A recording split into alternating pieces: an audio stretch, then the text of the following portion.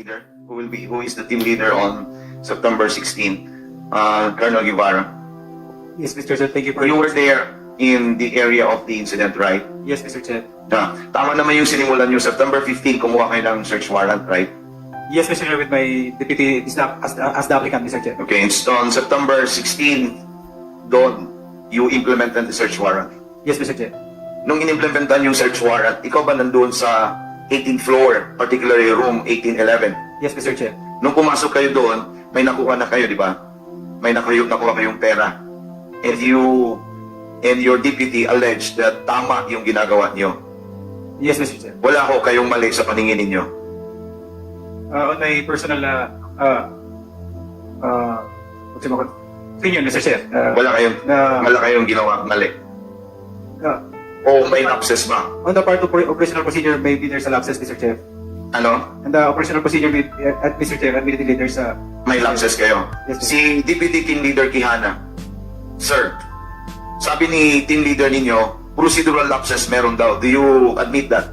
Apo, Your Honor. Okay. Sino ba yung kumakandak ng spot report? Sa team ninyo, sino yung humawak na nakita ninyong pera? Sa team ninyo? If I may, Mr. Chair, to elaborate. Before the operation, Mr. Chair, I divided the whole... Sino yung humawak There ng seized article? 14, Mr. Chair, and it was led by Major Quijana, the one who, together with the seizing officer, Mr. Chair. Sino yung seizing officer?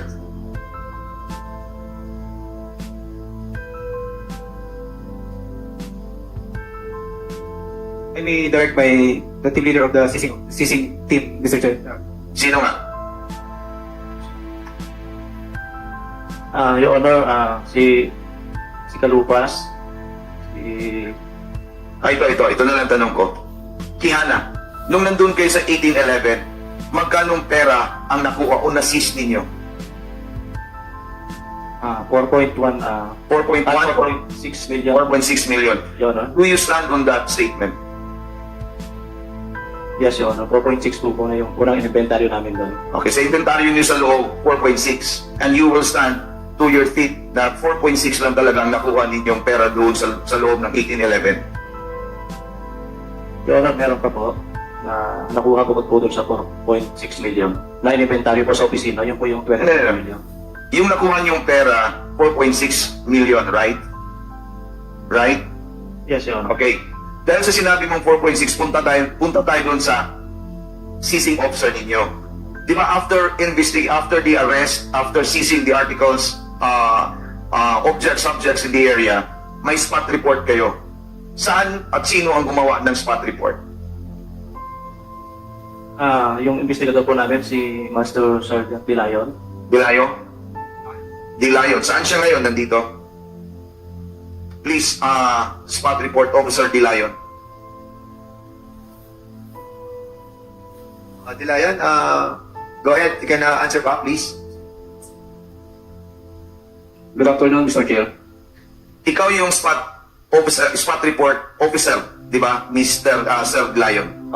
Yes, Your Honor. Kasama ka ba nung operation na yan? Yes, Your Honor. Nung sabi ni Quijana, ngayon lang, na 4.6 million yung nakuha yung pera doon sa 1811, di ba gumawa ka ng spot report na 4.6 million lang ang natanggap at nakuha mo? Yes, kasi yun lang po talaga yung order search sa pinaharap sa akin na ebidensya. Yun ang tinurn over sa'yo Yes, ng arresting and seizing officer. Yes, Your Honor. Yun ang tinurn over sa'yo ni Sir Kalupas. Yes, and I have no personal direct knowledge doon sa... Alam ko, Yes. wala kang personal knowledge on how they operated inside the room 1811. Yes, Your Honor. Ang role mo lang, tumanggap ka ng seized article galing from the raiding team. Yes, Your Honor. Ang tinanggap mo, 4.6 million. Yes po. Ayun ang naka-report na pinarmahan mo. Drafting of report lang po, Your Honor. Ang signatory is our chief. Yes, Your Honor. Yeah, spot report yan. Yes po. From the time of the raid or searching of the 1811, anong oras mo prepare yung spot report, Sir Dilayon? Pagdating po namin ng opisina, Your Honor, sa around 8 a.m. po, ng September 16. Okay. Yes. Yun po ang role mo. Dinraft mo at binigay mo kanino? Kay Chief Sir Lieutenant Colonel Guevara po, Chief. Yes, sir. Sir Guevara, napirmahan mo ba yung spot report? That right there and then after the drafting of the spot report, I consulted the Napermahan mo ba? na hindi pa po agad na permahan, Mr. Chair. Napermahan mo ba? Yes, Mr. Chair. Anong oras mo pinirmahan? Around 10 a.m., Mr. Chair. Okay. Nung lumabas na yung mga babae na Chinese, nagreklamo na.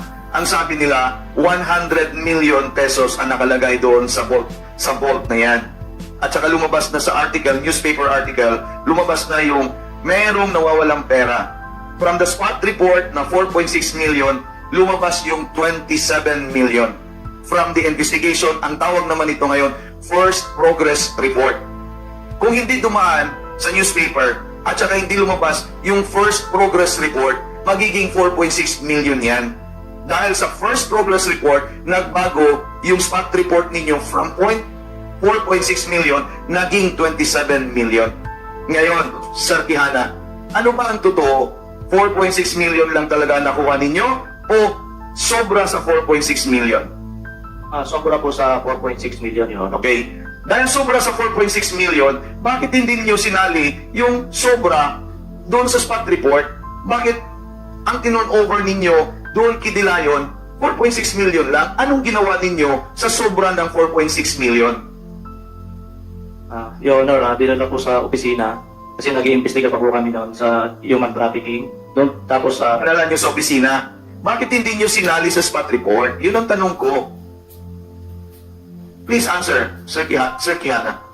Bakit hindi nyo sinali yung buong 27 million doon sa spot report? Bakit piniyak nyo siya? Bakit 4.6 million lang ang inuna ninyo na magiging report ni Sir De Leon? Your Honor, I was only the deputy team leader. Siguro, sir, yung team leader ko sir ang tanongin natin. Okay, Sir Guevara, bakit nangyari iyon? Good afternoon once again, Mr. Chair. When I was informed that there was recovered money, Mr. Chair, and the operation was already done, we decided based on the I seek the advice of the investigator if he can be possibly be part of the possible case of Okay. Mr. Chair. It is your admission na hindi lang 4.6 million, 27 million yan. Okay. Saan nyo nilagay yung 4.6 million? Ibang bag. Yung sobra, saan nyo nilagay? It was in the I cannot recognize that there's the team that is under the we're in the seizing officer. They are the one who knows where. Okay. Seizing officer, punta tayo doon kay Demokrito. Sir Demokrito, Yes, sir. ikaw daw humawak sa sobra ng 4.6 million. Opo. Saan mo dinala? Sa DSOE office po. Bakit hindi mo tinurn over sa spot report officer ninyo? Ang decision po niya kasi nila, sir, sila na po. Basta Sinong sila? mga officers po namin. Sino nga? Sila Sir Guevara, Sir Quijana. Ang sa akin na po, isautosan na po ako, nadalhin na lang po yun sa office kasi parang may relation po yun doon sa human trafficking. Okay. Sino ngayon ang nag-segregate ng 4.6 million para ma-turn over sa spot report officer? Doon pa lang po sa ang alam ko po na po yun, na inventory na po yung 4.6 million yung mga seizing officer po. Okay. So doon sa inventory, doon yan na-segregate. Ako, Kaya pinatay yung body worn camera. hindi ko na po alam. Hindi mo alam. So, ang dinala mo, yung sobra ng 4.6 million. Opo. So, magkano talaga ang dala mo? Nung binila na po namin, nasa 54 bundles po kasi yun. So, yung nation po namin, nasa 500,000 per bundle po. So, umapata po siya ng 27 million po. 27 million. Opo. Including the 4.6 million na tinurn over nyo sa spot Hindi po, report. separate po yan. Separate. So, this must be more than 27 million. So, pwedeng maging totoo yung sabi ng Philippine Star o Filipino Star na sinabi ng mga Chinese na this is worth 100 million search incident. Hindi ko po masasagot yan, Your Honor. Kasi yun na po yung inventory ko. Ang dala mong pera, 27 million. Opo. Tapos meron pang 4.6 million. That's more than 27 million. Yes, sir. Hindi na po namin binigay yun, Your Honor. Maputo lang kita for a while. Sa nakuha namin mga report, actually siguro mga 64, no? 64 million doon sa nag-withdraw yung Chinese, no? But I think nag-withdraw sila around July. So nangyari yung operation September. So maybe nabawasan yun somehow along that line, no? But basically siguro yung 100 baka medyo mataas na yung report na yun. But basically siguro from 64 down, maaaring nandun yung area na nawawala. Go ahead. So, talagang may lapses because it is already admitted by your team leader, may lapses. Ang problema lang, how intentional is the lapse committed? Baka sobra naman yung intention naman, itakbo talaga yung pera. Kasi kung hindi nag-intervene si DSOW for the first progress report, hindi maibabalik yung 27 million na dala-dala mo. Congressman, Yes, sir. will you allow the PNP personnel to Okay. answer the Sir, question? good afternoon. I am PCG Genesis Ruiz, one of the investigators, sir, in this operation. Sir, the real scenario, sir, is sa pagkatapos po ng ano namin, sir, ng operation is wala pong dumating na pera sa DSOE office. At yung dalawa po naming official, sir, si Police Lieutenant Colonel Gipara at saka Police Major Quijana is hindi po dumating sa office. That's why po, sir, naggantay po kami, dalawa ng investigador, kung anong gawin, kaya po late po yung spot report. Tapos yung 27 po is hindi po in-include agad yun, Your Honor. Kasi na-include na po yun, ginawa na lang po ng antidate na nakipag-away pa po kami. Actually, nagtalo po kami na hindi na po namin gagawin yun. Kasi kami ni Major Quijana, kasi late na po masyado eh. It is violation po ng operation, Your Honor. But yun nga po, pinipilit niya rin po yung searcher na pumirma na sila yung nakakuha doon sa pera. But insisted po, Your Honor, na hindi po pwede kasi yun nga po. Tapos sinensis niya po na kukunin niya si Democrito mag-act na siya yung nakakita doon sa pera po. Ibig niyo sabihin walang perang dumating sa inyo? Yes, Your Honor. Ganun ba? So, Yes, sir.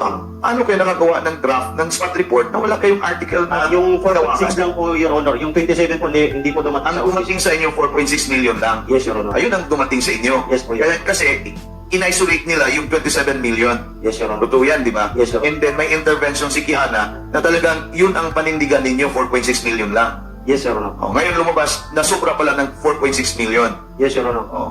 So yan ang klaro, Mr. Quijana. Sir Quijana, di ba?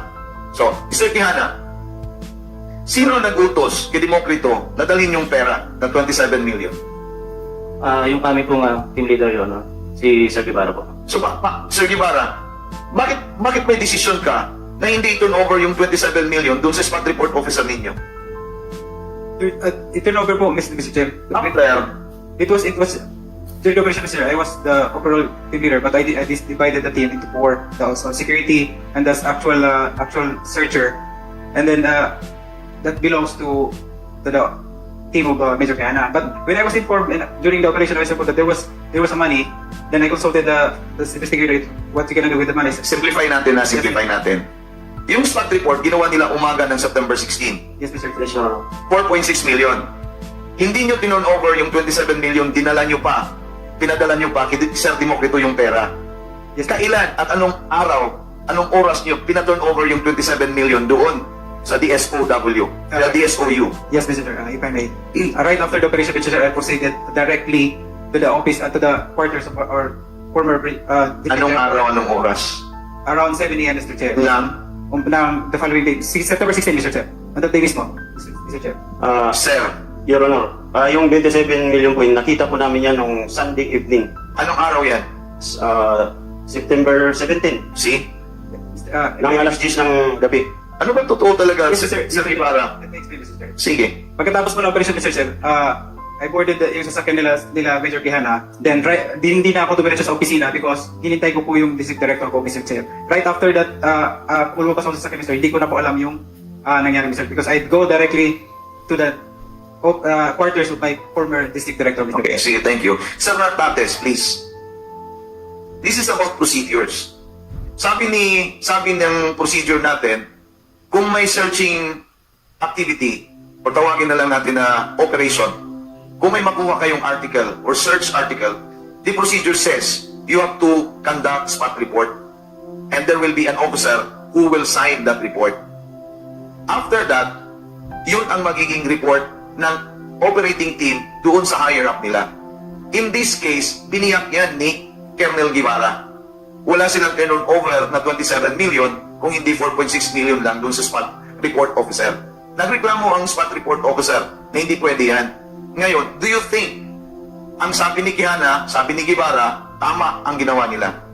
May pera, kaya lang na-delay ang pag-report. Anong take ninyo ito ngayon? Anong take ninyo sa PNP? Did they follow the standard operating procedure ng police operation?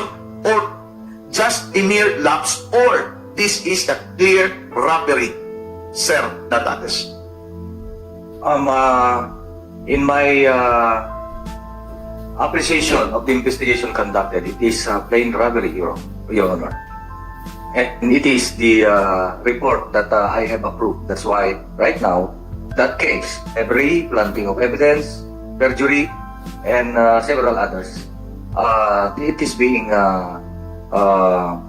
resolved or investigated under summary hearing proceedings at the National Capital Regional Police Office, Your Honor. So, Sir Quijana, narinig mo po, it is not a simple commission of a lapse, but this is an intention to commit a crime, and that is robbery. Hindi ka ba magbabago sa testimonya mo ngayon? Do you stand firm on your testimony?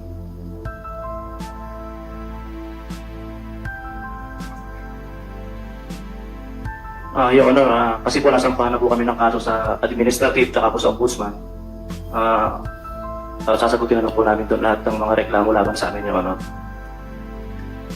Sige na po. Demokrito, Yes, Your Honor. narinig mo na yung si General Nartates. Opo, Hindi ka ba magbabago sa testimonya mo? hindi na po. Mayroon pong mga, inichikit na rin pong mga salaysay at depensa po doon sa ano, sa sinampang kaso sa ombudsman, Your Honor. Sir Guevara, Yes, Mr. Chair. thank you, Mr. Chair.